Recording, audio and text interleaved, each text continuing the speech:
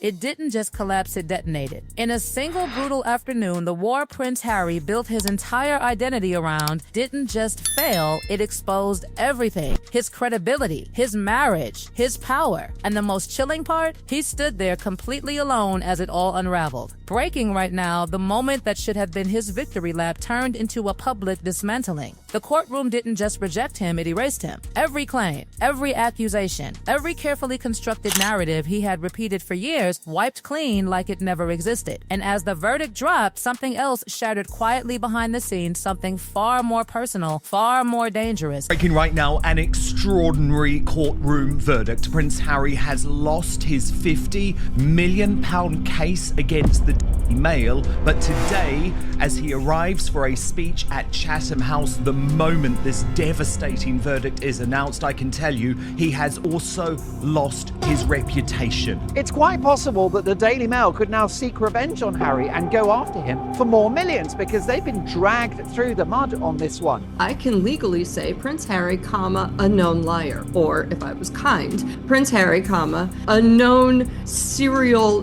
memory variant. Not only Prince Harry personally, but also now the Invictus Games are in serious financial trouble. And just like that, the whisper started turning into something louder, sharper, almost ruthless. Because losing the case was one thing, but what followed? That's where it gets uncomfortable. That's where people started asking questions no one wanted to say out loud. Questions about truth, about memory, about whether the man who walked into that courtroom was fighting reality or rewriting it. Harry has to explain why he lied in court about his relationship with Charlotte Griffiths. Now pause for a second and picture this carefully. 90 minutes before he stepped onto that stage in London, his entire legal crusade had been buried, not weakened, not delayed, destroyed, and yet there he was walking up to the podium with nothing but a single sheet of paper and a voice that refused to stay steady. No one beside him, no reassuring presence, no quiet hand on his back, just silence and a room full of people watching something fall apart in real time. This man lied in court. He committed perjury.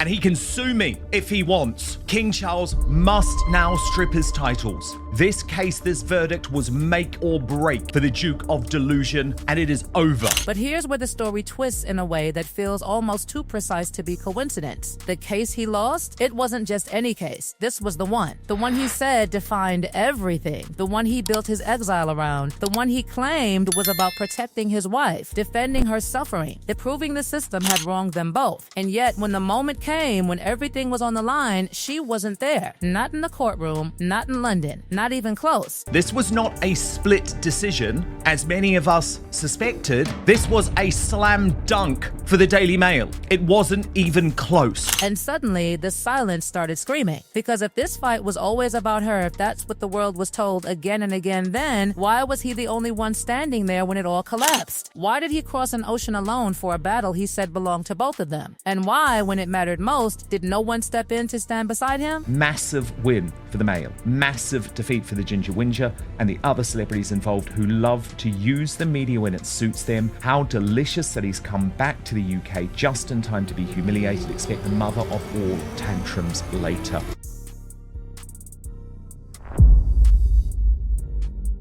Prince Harry claimed that he had never met her, that he didn't know her, in order to try and destroy her career. Of course, I believe one of the most devastating moments in this case was the final day when the Daily Mail, the most astonishing personal Facebook messages exchanged between Griffiths and Prince Harry, in which it was very clear the two had had an intimate relationship that Charlotte had never previously publicly disclosed. What makes this even more devastating is the scale of the defeat itself. This wasn't a close call. This wasn't a technical loss. The judge didn't hesitate. Claim after claim was examined, stripped down, and dismissed. Not partially. Completely, dozens of allegations gone. Not a single one survived the scrutiny. So, in a summary of his damning 436-page judgment, Mr. Justice Nicklin said the claimants had completely failed to prove their pleaded allegations of unlawful information gathering, and therefore their claims were completely dismissed. The High Court rejected discredited the claimant's attempts to prove their allegations by broad inference. And here's the detail that keeps resurfacing like a shadow you can't shake. These weren't small accusations, they were explosive. Claims of intrusion, surveillance, manipulation, serious enough to shake an entire industry. But when it came down to proof, the courtroom didn't see what Harry insisted was there. Suspicion wasn't enough. Belief wasn't enough. And in the end, the judge believed them, not him. To translate that, what the judge has said, Justice Lickman, who is, by the way, a total rock star. I mean, what a guy to have essentially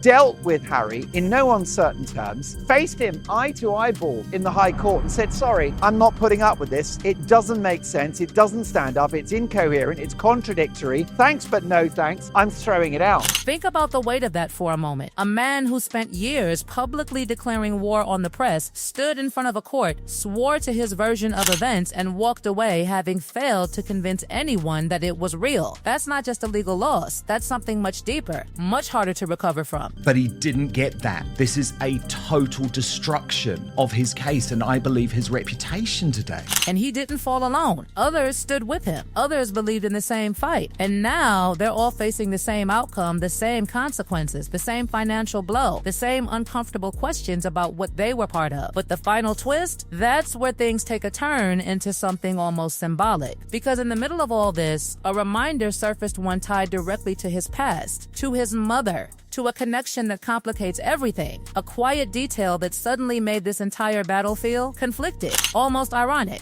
And just like that, the narrative begins to crack, not loudly, not all at once, but slowly, visibly, in ways that are impossible to ignore. Because this wasn't supposed to happen like this. This wasn't supposed to end with him standing there alone, voice unsteady, reputation questioned, and a courtroom verdict echoing louder than anything he said for years. And just when you think it couldn't get any worse, the real damage starts counting itself in dollars, silence, and something far more fragile than either trust. Because losing the case wasn't the end of the story. It was the invoice arriving at the door. And this is where the entire situation turns from humiliating to dangerously unsustainable. The number being whispered isn't small. It's staggering. Up to $10 million. And here's the part that makes it sting even more in this system. Losing doesn't just mean walking away defeated. It means paying. Paying your own lawyers. Paying their lawyers. Paying for every hour, every argument, every moment you insisted you were right. And now, the very institution he tried to bring down is about to be funded in part by him. Let that settle for a second. The man who marched into court determined to punish the Daily Mail is now the one reaching into his own account to cover their victory. It's almost too perfect, too sharp, too ironic to ignore. And while headlines try to soften it, the reality underneath is brutal. This wasn't just a loss. It was a reversal, a complete flipping of power. And this is where the pressure begins to spread beyond him. Because this isn't just about Harry anymore. It lands on the household, on the lifestyle, on the carefully constructed world built thousands of miles away from the monarchy, the mansion, the security, the image, everything that needs constant funding to survive. And now suddenly there's a crack running straight through the middle of it. People are already doing the math, quietly at first, then louder, because this isn't a one-off expense. This is a hit layered on top of everything else already draining resources. And when the numbers start stacking up like this, something always gives. The question is what? And then we circle back to the most uncomfortable contradiction of all the words sitting at the center of this entire battle: privacy. Because this was supposed to be about protecting it, defending it, reclaiming it. But when you step back and look at the full picture, something doesn't quite align. Public interviews, documentaries, books, cameras invited in, stories told in detail. And yet, at the same time, a war against intrusion. It creates a tension that people can't ignore anymore. A contradiction that keeps resurfacing no matter how it's explained. Fighting for privacy while living publicly. Demanding silence while speaking louder than ever. And now, after this verdict, that contradiction isn't just being questioned, it's being dissected. And this is where the narrative starts slipping out of control. Because once doubt enters the conversation, it doesn't leave quietly. It spreads. It connects dots. It starts linking moments that once seemed unrelated.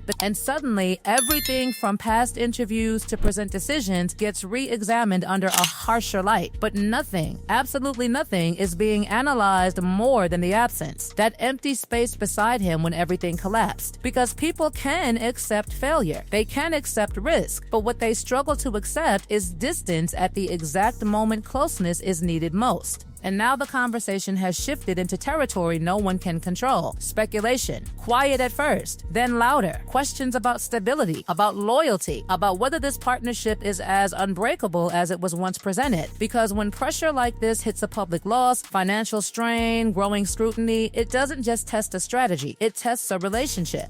And right now, that relationship is being watched more closely than ever. Because here's the truth no one can fully answer yet. Was this just a legal defeat? Or was it the moment everything else started to quietly unravel behind the scenes? The silence coming out of Montecito isn't calming anything down. It's amplifying everything. Every question, every theory, every doubt. Because when something this big happens and there's no immediate response, no united front, no visible reassurance, people start filling in the gaps themselves. And what they're filling those gaps with right now is not flattering. Meanwhile, across the ocean, the distance feels larger than ever. Not just physical distance, but emotional, strategic, almost symbolic. A man standing alone in a country that used to be his, dealing with consequences that are only just beginning to unfold, while the person he said he was fighting for remains completely out of frame. That image doesn't fade easily, because this isn't just about a case anymore. It's about perception, power, and the slow, uncomfortable realization that the story we were told might not match what's actually happening behind closed doors. And the most unsettling part? This story hasn't finished revealing itself yet. The costs will rise, the reactions will come, and whatever is happening privately won't stay private forever. Something shifted here, something permanent. And once a crack like that appears, it never truly disappears.